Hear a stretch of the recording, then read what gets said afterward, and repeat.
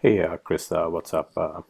This is the video I had written to you about on email pertaining to organic ranking and search engine optimization.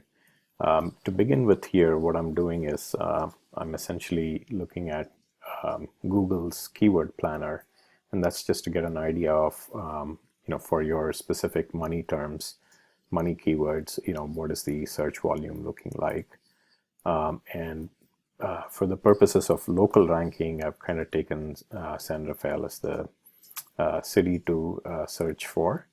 And of course, if you want to try and rank for other adjacent cities, we'll have to essentially add content which would suggest to Google that, you're relevant in those other cities as well.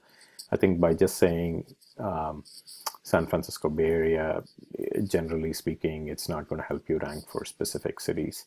And so, there's different strategies you can look at if you want to try and rank for Sausalito, for example. In any case, kind of looking at the keywords themselves, these are what we would call as longer tail keywords, because typically, like if you're looking for a photographer, that's a very simple keyword, so there's going to be a lot more people searching for photographer, which is kind of generic in nature. And then if you look at portrait, it gets a little bit specific. Real estate is a specific type of photography, landscape, event, and so on. Even with an event, I would say really, because people might be looking for corporate events or other types of events. If you're primarily focused on race photography and things like that, again, it would be necessary to figure out exactly what your money keywords are, and then see how what you need to do to rank for those.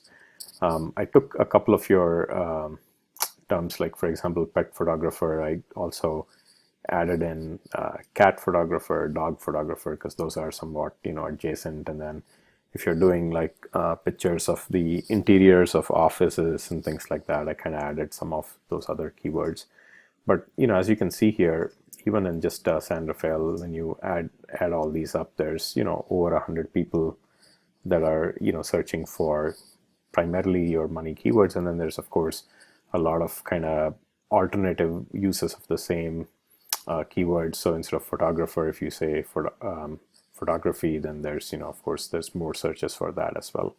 So once you kind of add these up, there's there should be enough people kind of looking for these services. And then it's a question of what do you do to rank high up, so you can essentially get a good portion of that traffic coming to your site. So with that as a background, let's quickly jump into the Google search itself. And if I'm searching for, I've just taken one of your keywords as an example here, but if you just look for portrait photographer, San Rafael, California, then what you end up seeing is essentially this top portion here is what we call the sponsored ad area.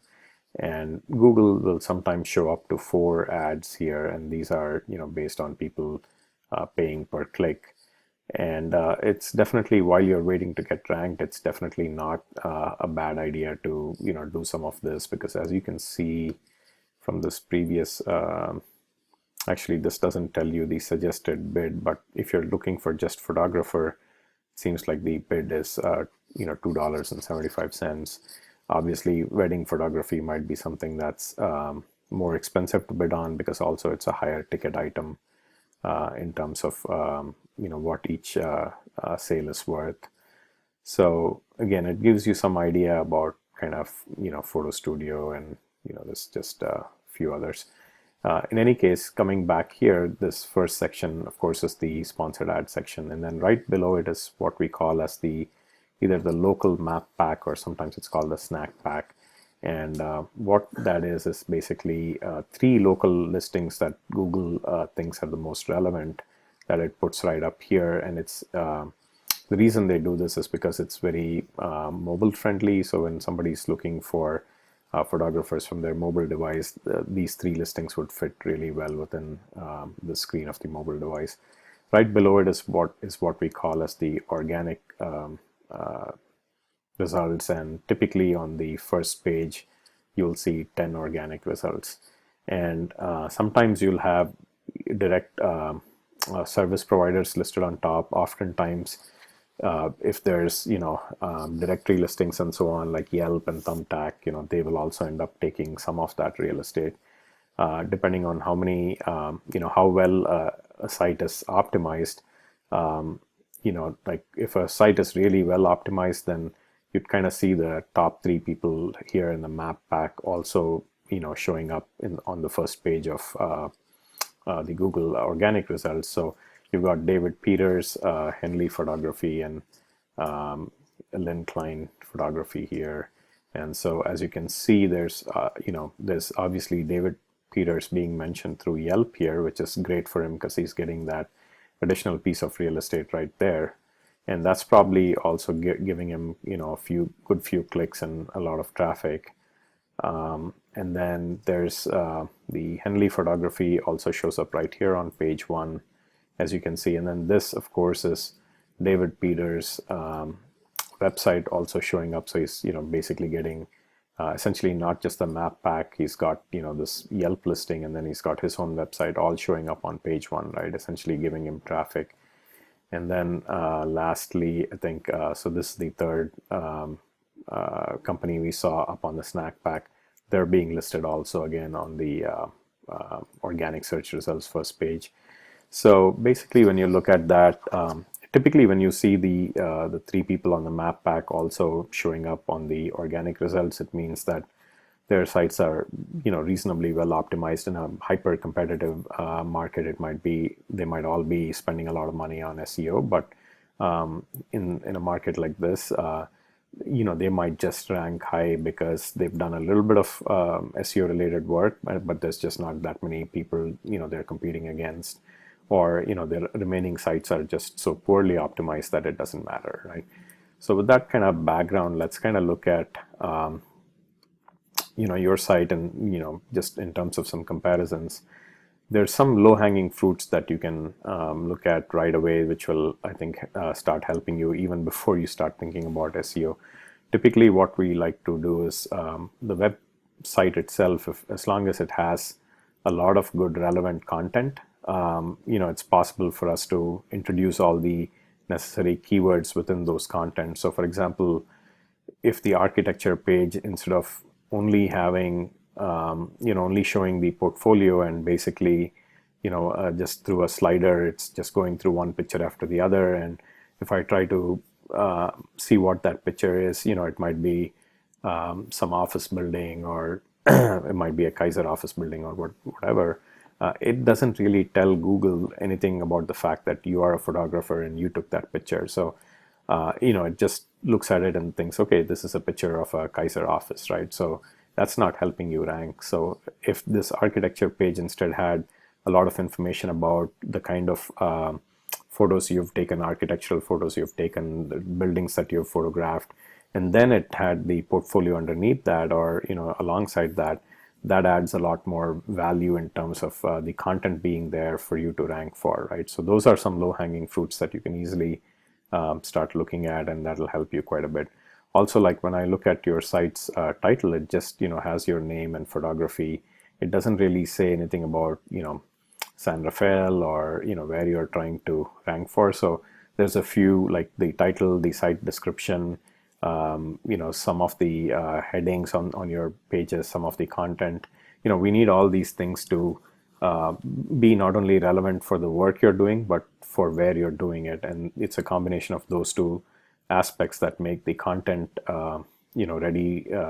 At least from a website perspective, the content itself would then be optimized, and then you can look at some other optimization techniques on the kind of what we call as off-site optimization, which includes citations and links and so on. Looking at, I took a couple of your competitors. So David Peters, again, interestingly, he doesn't say a whole lot more about where he's trying to rank for on his title, but essentially if you go to his page, right at the bottom, at least he has his the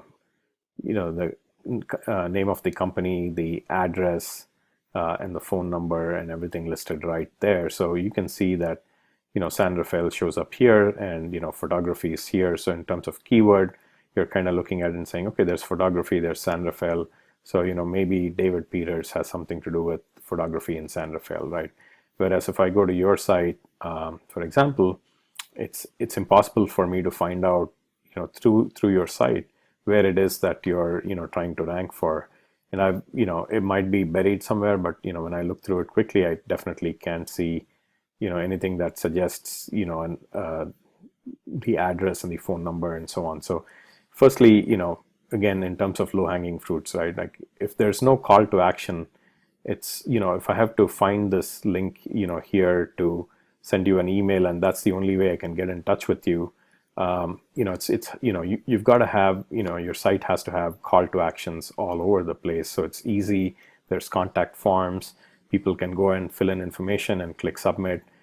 You've got to make it easy for them to contact you, right? So, and then also like testimonials, your homepage is landing at your testimonials. I would kind of, say what type of work you do and all that, and then separately have a testimonials area where you can probably add more testimonials as well, right? So there's a few things definitely on the website that we can do which will help with the ranking, and then then we can talk about the offsite stuff. If you look at these guys, for example, again, sure, he's also got a bunch of pictures listed, but once you start looking at testimonials here, he's got a lot more. And then also what happens is, as long as the testimonials have something to do with photographer, David, photographer, so it's kind of hitting these keywords again. And then you see also that it's hitting San Rafael. And so again, when Google looks at all this, it says David, photographer, San Rafael, and it connects those dots. So wherever possible, your content has keywords, and then the content has some kind of geographic area tagging. So once you put all that together, that's sort of how it works, right? So that's again something to keep in mind. If you go and look at your other competitor, I took Henley Photography here, for example. Again, go to right to the bottom of his page, and you'll see again his company is called Henley Photography, and then he's got his address right here. Boom, say San Rafael. So he's ranking for that. Of course, like in this particular case, if you also go and click on one of these, so for example, architecture or real estate or whatever, then it takes you to again subfolders. But see what's happening here on top is the links show Henley Photography, architecture, residential. So once again, when you kind of read this URL, it suggests photography company, they're into architecture, they're into residential architecture, and so on, right? So if I go back to your site, and all I have is this thing that says architectural photography, that's great. And then it doesn't really, that's just one link. It's not giving me any more information.